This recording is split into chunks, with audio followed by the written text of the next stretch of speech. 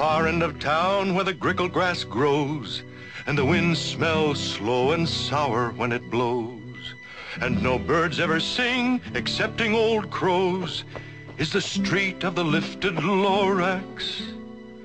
Grickle grass, street of the lifted Lorax. Grickle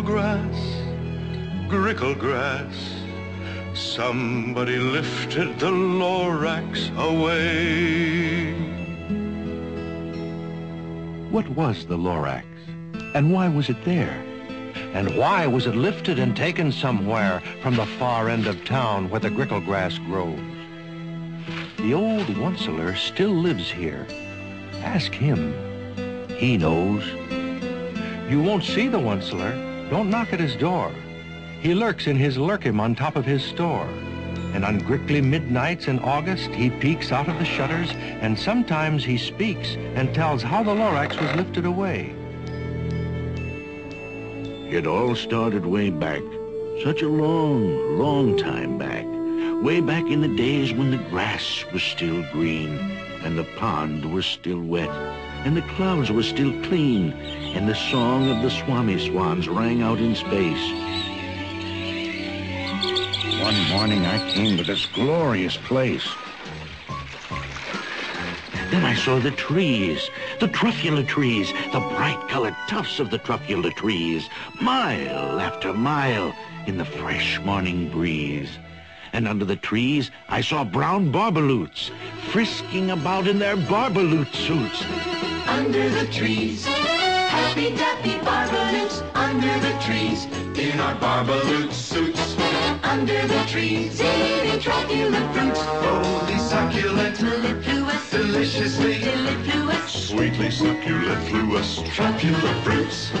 Sometimes a coming, under the trees. Hummin' fish hummin', under the trees. Under the trees. Oh, these glorious, Glendibulous, splendorious, spendulous, dandy-flandy-flimulous truffula trees. Those truffula trees. All my life I'd been searching for trees such as these. The touch of their tufts was much softer than silk, and they had the sweet smell of fresh butterfly milk. I felt a great leaping of love in my heart. I knew just what I'd do. I unloaded my cart.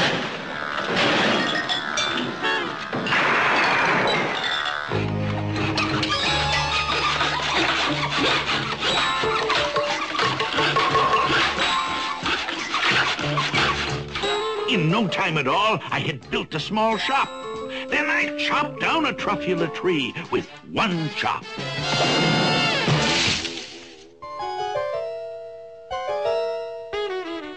What you doing in my tree stump, buddy? Your tree stump? Your tree stump? Mister, I am the Lorax. I speak for the... Forget it. I don't really need the stump. You can have it, little fellow.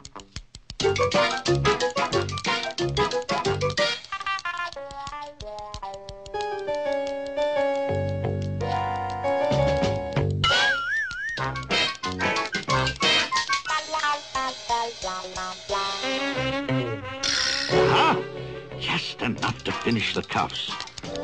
A thing of beauty is a joy forever. Now, who'd you say you were, little fella? Mister, I am the Lorax.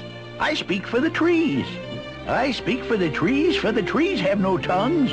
And I'm asking you, sir, at the top of my lungs, that horrible thing that I see. What's that thing you've made out of my truffula tree? Look, Lorax, calm down. There's no cause for alarm. I chopped down just one tree. I'm doing no harm.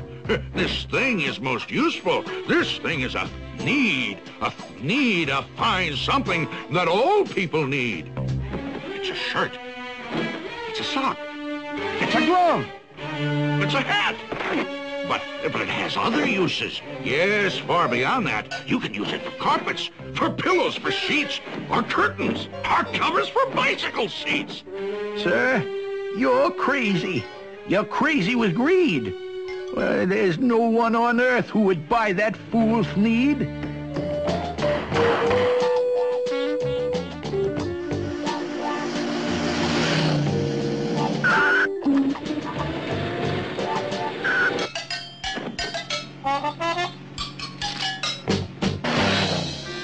birth of an industry, you poor stupid guy. You telling me what the public will buy?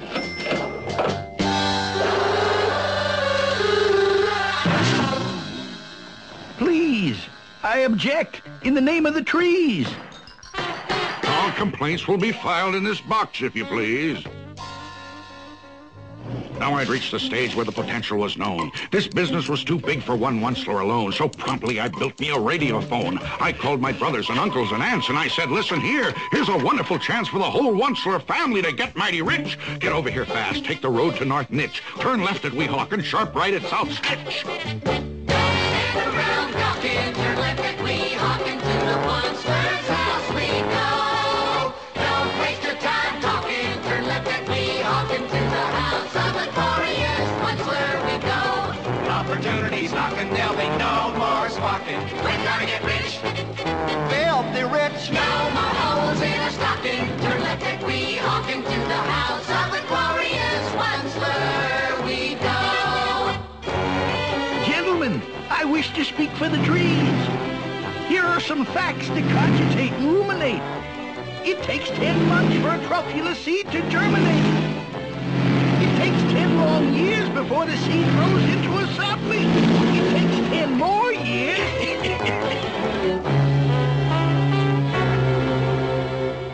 And in no time at all in the factory I built, the whole Onceler family was working full tilt. We were all knitting needs, just as busy as bees, to the sound of the chopping of truffula trees.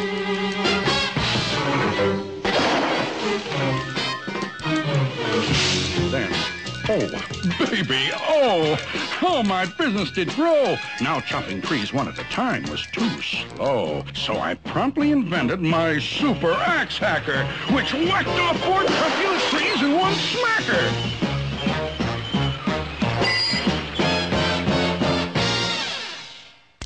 We were making needs 4 times as fast as before, and my profits, incidentally, were soaring galore.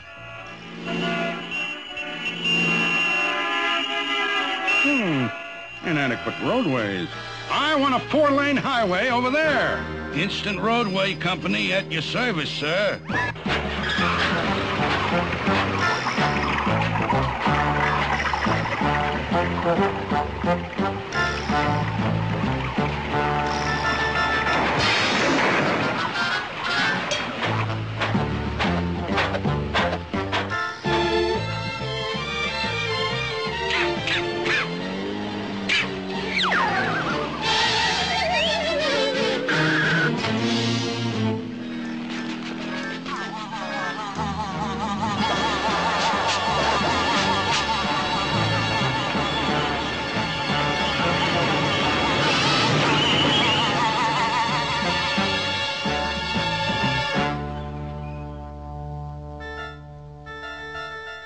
I speak for the trees. Let them grow.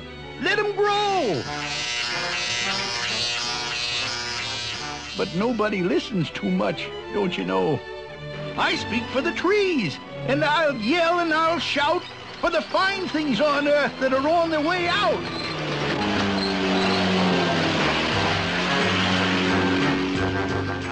They say I'm old-fashioned and live in the past. But sometimes I think progress progresses too fast.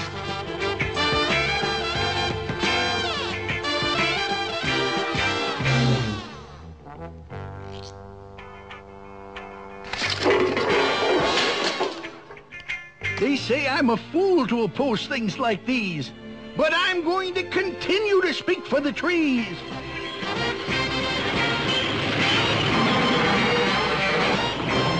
I'm going to continue to speak for the trees.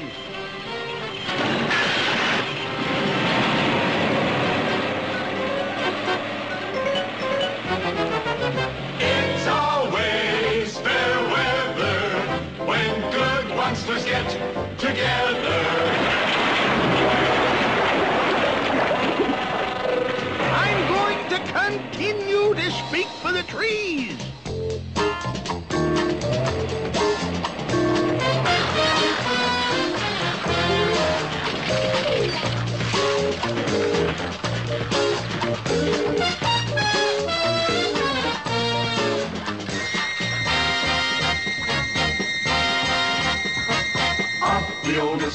line comes another need, answering humanity's each and every need. Everybody do need a need. It isn't just a panty vest. You should wear a hammock when you need best. It's a toothbrush holder for your weekend guest. Your canary will love it. It's a lovely nest. Try it in soup. It adds great zest. It'll cure those backache pains in your chest. Everybody do need a need. You'll be amazed, you'll be nonplussed. It tastes like bread without the crust. Grooms your hair when it gets mussed. Rid your home of dismal dust. It's a natural, it's a must. Eliminates carburetor rust. Everybody do need a need. It's super duper hooper hyper, makes a perfect windshield wiper. Foolproof trap to catch a viper. We no complaints from any griper. Papa smokes and Minnie's piper. Baby says, Boy, what a diaper. Everybody do.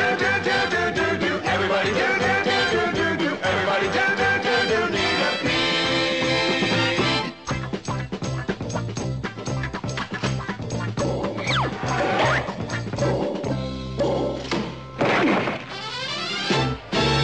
Today we're here to celebrate, perpetuate, and demonstrate our love for the good old Munster. Founding father of the Fleet.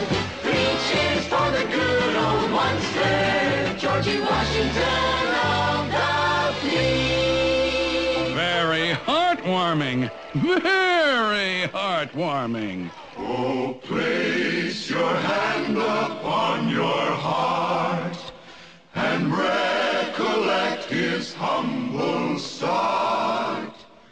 He came here in a horse-drawn cart upon his sacred mission. Today the Onceler's fame has grown. Today the name of Fleet is known. It's carved in everlasting stone. Everlasting stone. And seen on television. For he's a jolly good Munster, aren't we all? For he's a jolly good Munster, aren't we all? 999,995, 96, 97, 98, 99, 1 million! Stop it! Stop it! There's something I've got to tell you. Huh? Oh, it's Nature Boy, the Garden Club member. Now listen, all of you. I am the Lorax. I speak for the trees. That was the Lorax. He spoke for the trees.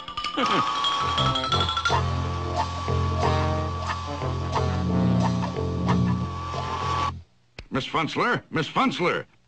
Yes, Mr. Onceler? Miss Funzler, send in Miss O'Schmunzler. Miss O'Schmunzler for Mr. Onceler. Take a letter, Mr. Onceler. Take a letter, Miss O'Schmunzler, to my cousin Yunny Yunsler, General Manager of Needs Incorporated, Stockholm, Sweden. Dear Yanni, I'm overjoyed to hear how our business in the Scandinavian market is. By leaps and bounds speeding. The entire international picture is most exuberantly rosy and... Oh, Mr. Onceler, he's back. That Lorax nut is back again. Yes, I am the Lorax who speaks for the trees, which you seem to be chopping as fast as you please. But I'm also in charge of the brown barbaloots, who played in the shade in their barbaloot suits and happily lived, eating truffula fruits. Now, thanks to your hacking my trees to the ground, there's not enough truffula fruit to go round. I see your point. Yes, I do see your point. They love living here, but I can't let them stay. They'll have to find food, and I hope that they may. Good luck, boys. Good luck. Barbaloot suits, barbaloot suits. Hiking off to somewhere in our barbaloot suits. Please think about it, won't you?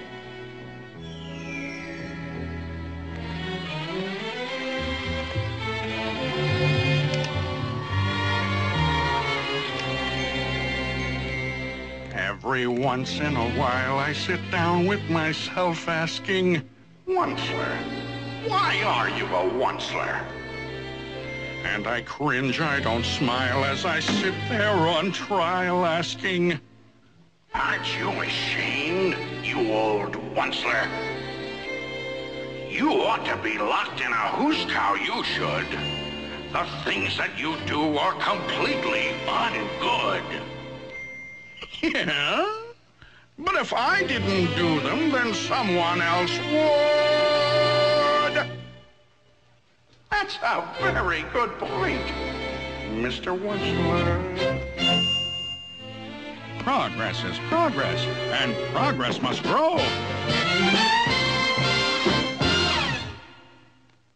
Things were going just fine all the way down the line.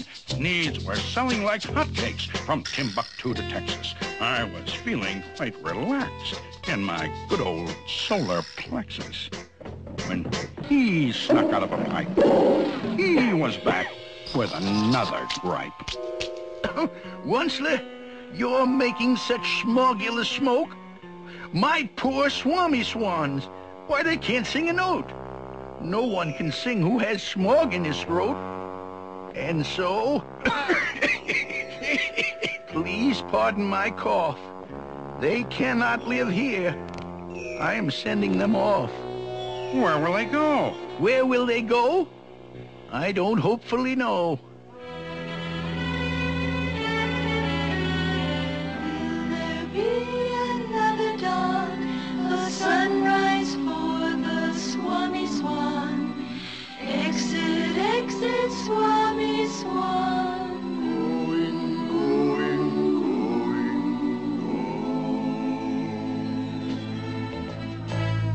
What do you want? I should shut down my factory?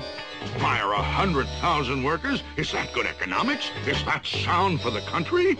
I see your point, but I wouldn't know the answer. Tell you what I'll do. I'll think it over. No! You've run out of time for thinking things over. I'm sorry to yell, but my dander is up. Let me say a few words about gluppity-glup. Your machinery chugs on day and night without stop, making gluppity-glup and also sloppity-slop. Slop, slop. Slop, slop. Don't go, don't go. Blank. Don't go, don't go. Blank. Slop, slop. Slop, slop. Don't go, don't go. Blank. You're glumping the pond where the humming fish hummed. No more can they hum, for the gills are all gummed.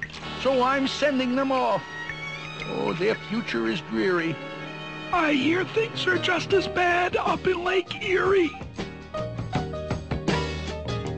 Just fish out of water on hot, dry land. People ain't fish, so they can't understand what happens when simple things get out of hand. And a fish and his family's on hot, dry land. Well, Mr. Onceler? First the poor barbaloots, then the poor swami swans, now the poor humming fish. Oh, Mr. Lorax, Mr. Lorax. This cursed factory of mine, now at last I understand. Mr. Onceler, Mr. Onceler. Huh? Oh, yes, Miss Funzler. Stock market just closed, and Thnees Incorporated stock is up. Up 27 5/8 points. Wow. Wow. Rowdy-dow! Now you listen to me, Pop, while I blow my top. Trees! You speak for the trees. Well, I speak for men and human opportunities. For your information, you Lorax, I'm figuring on biggering. And biggering, and biggering, and biggering, turning more truffula trees into Thneeds, which everyone needs! And at that very moment, we heard a loud whack From outside in the fields came the sickening smack of an axe on a tree. Then we saw the tree fall. The very last truffula tree of them all. No more trees. No more seeds. No more work to be done. And in no time, my uncles and aunts, everyone, all waved me goodbye. They jumped into their cars and drove away under smoke-smothered stars.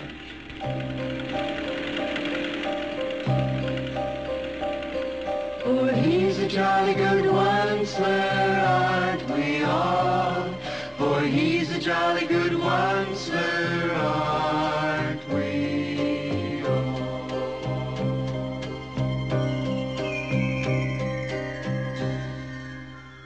Now all that was left neath the bad-smelling sky was my big empty factory, the Lorax, and I. The Lorax said nothing. Just gave me a glance. Just gave me a very sad backward glance as he lifted himself by the seat of his pants, and I'll never forget the grim look on his face when he hoisted himself and took leave of this place through a hole in the smog without leaving a trace. And all that the Lorax left here in this mess was a small pile of rocks with one word. Unless? Yes, unless. What's an unless? Just a faraway word, just a faraway thought. A thought? About what? About something I ought? Well, a thought about something that somebody ought. A thought about something that somebody ought. Unless someone like you cares a whole awful lot, nothing's going to get better. It's not.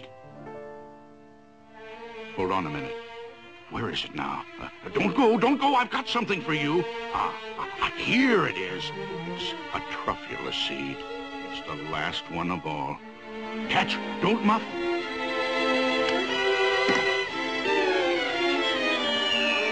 You're in charge of the last of the truffula seeds. And truffula trees are what everyone needs. Plant a new truffula. Treat it with care. Give it clean water and feed it fresh air. Grow a forest. Protect it from axes that hack. Then the Lorax and all of his friends may come back.